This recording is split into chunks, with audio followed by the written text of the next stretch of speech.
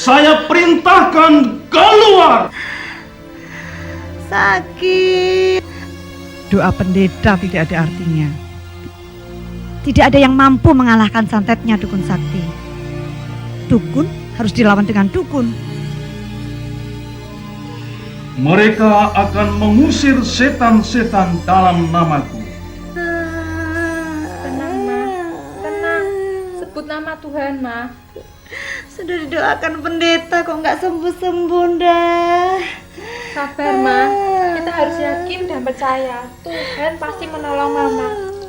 Serahkan semua pada Tuhan, Ma. Aku sudah tidak kuat lagi dah. Dukun harus dilawan dengan dukun. Kita bawa mamahmu ke dukun. Ini gara-gara Papa. Gara-gara papa? Apa maksudmu dah? Gara-gara Papa mengajak Mama pergi ke dukun. Mama menjadi melawan Tuhan.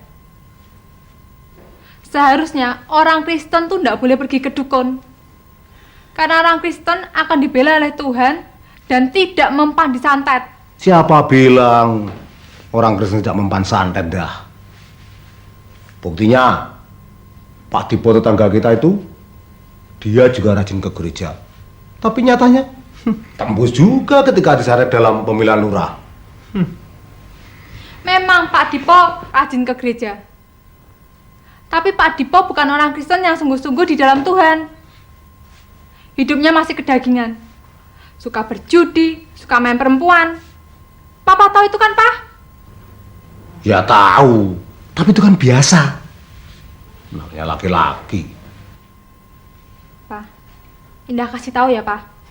Orang Kristen yang sungguh-sungguh pasti disertai oleh Roh Kudus. Roh Kudus itu lebih besar dan lebih hebat dari roh-roh yang ada di dunia ini. Karena Roh Kudus adalah roh Allah sendiri. Siapa yang mampu melawan roh Allah, Pak? Siapa? Ah, sudahlah. Sok pinter kamu. Sudah berani menggurui orang tua. Tenang, Ma. Tenang. Mama harus minta ampun sama Tuhan. Mama sudah pergi ke dukun. Mama harus minta ampun, Ma. Mama minta ampun sama Tuhan, Ma. Aduh, mati aku. Tolong, Bang. Tolong. Ah, sudahlah. Akan aku bawa ke Eyang Condro. Kalau kamu mau ikut, ikut. Kalau tidak mau ya sudah, jangan ikut.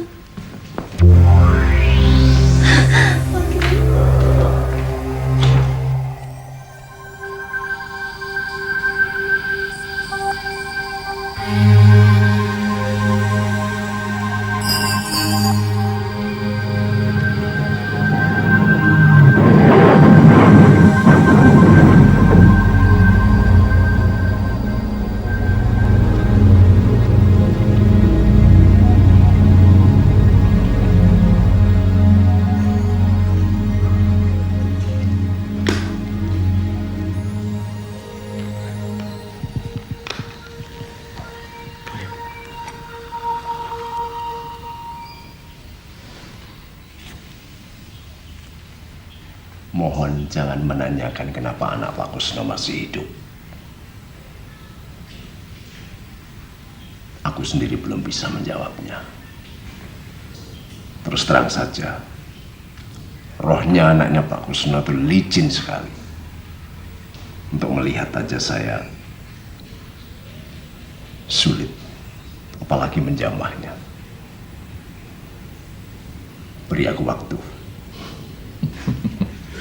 No problem, Pak.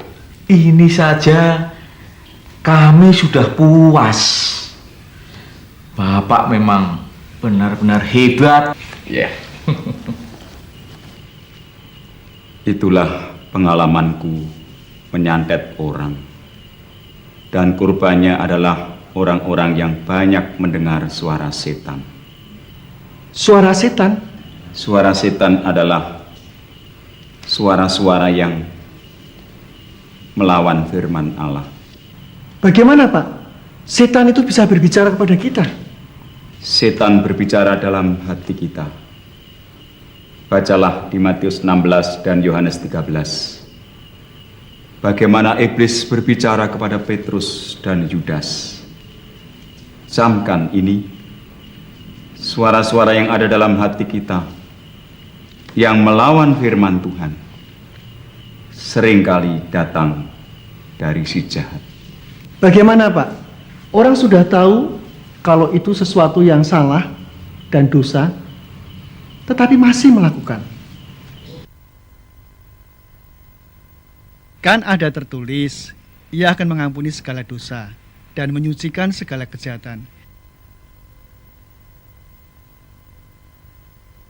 Oh iya, bukankah ada tertulis Pak, kalau Allah itu setia dan adil. Kalau kita mengaku dosa-dosa kita, maka Ia akan mengampuni kita. Enak kan Pak? Jangan sesat, Allah tidak membiarkan dirinya dipermainkan, karena apa yang ditabur orang, itu juga yang akan dituainya. Firman itu benar. Jangan kita sesat. Karena ada pula tertulis, Allah tidak membiarkan dirinya dipermainkan. Karena apa yang ditabur orang, itu juga yang akan dituainya. Bagaimana caranya Pak, agar kita tidak dikuasai setan? 1. Jangan tergoda oleh rayuan iblis dalam hatimu. 2. Katakan pada iblis firman Tuhan yang diingatkan Roh Kudus dalam hatimu. Maka kita harus tekun membaca Alkitab. 3. Usir setan dalam nama Tuhan Yesus dengan iman yang teguh. Ingat, kalau kamu sengaja berbuat dosa, maka hatimu sudah dikuasai iblis, seperti kisah Ananias dan Safira. Bagaimana dengan orang-orang yang sudah terlanjur berhubungan dengan kuasa-kuasa perdukunan itu, Pak? Harus bertobat. Jangan sesat. Memang perdukunan memiliki mujizat dan kesaktian, tetapi tidak ada jaminan keselamatan. Keselamatan kekal hanya ada di dalam Tuhan Yesus. Sesungguhnya yang menjadi kebutuhan manusia adalah keselamatan kekal, bukan kesaktian. Kalau begitu, Bapak dulu sakti ya? Ya, dengan kesaktian yang kumiliki ketika aku kembali ke desa, dengan mudah aku mendapatkan pengaruh dan pengikut.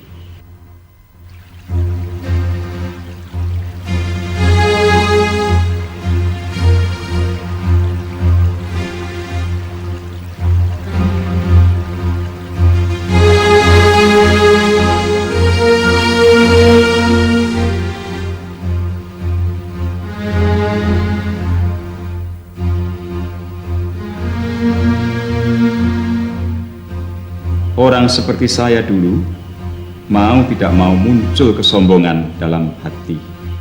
Saya merasa lebih super daripada manusia biasa. Bahkan meskipun saya mengaku beragama, tetapi saya memandang rendah apa itu agama. Agama hanya itu-itu saja. Sedang saya bisa melakukan banyak mujizat dengan ilmu saya, sehingga saya tidak butuh Tuhan. Tuhan itu apa? Meskipun kepada mereka saya ngomong, saya ini hamba Tuhan. Dan payahnya banyak pasien saya adalah orang-orang Kristen. Ini kan Kristen KTP, Kristen tanpa pertobatan. Orang-orang seperti ini hanya akan menjadi permainan iblis.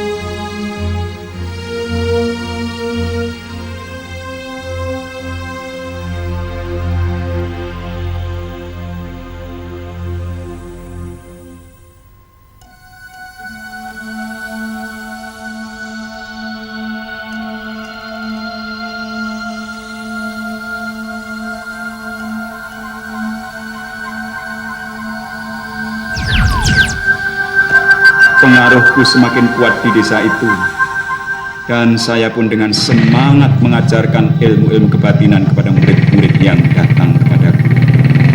Jika ada yang mencoba menghalangi langkahku, aku sikat orang itu. Dan orang pertama yang menjadi korban adalah kepala desaku sendiri.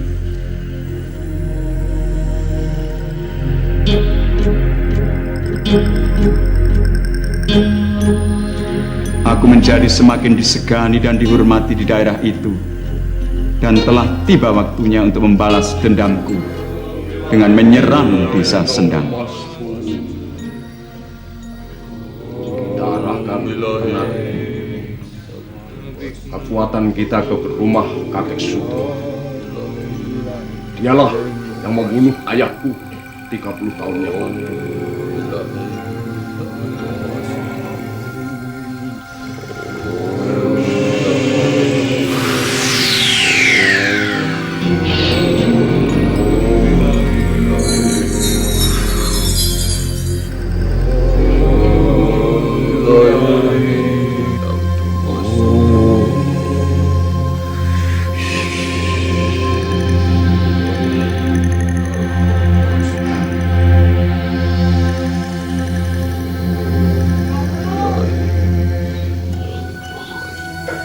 Kalian tinggal di sini dulu. Aku yang ke sana.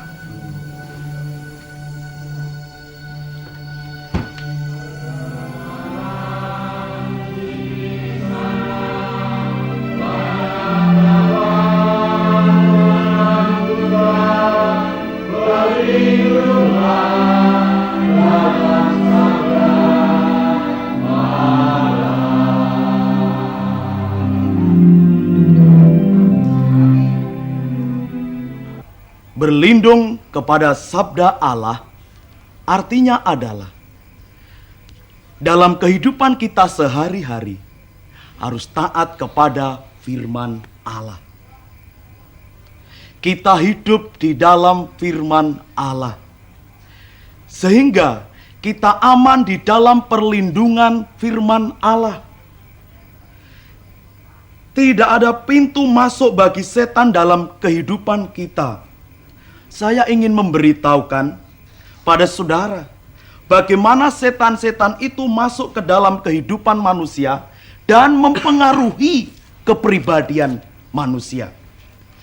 Banyak pintu yang dapat dipakai setan untuk masuk ke dalam kehidupan dan kepribadian manusia. Di antaranya penyembahan berhala.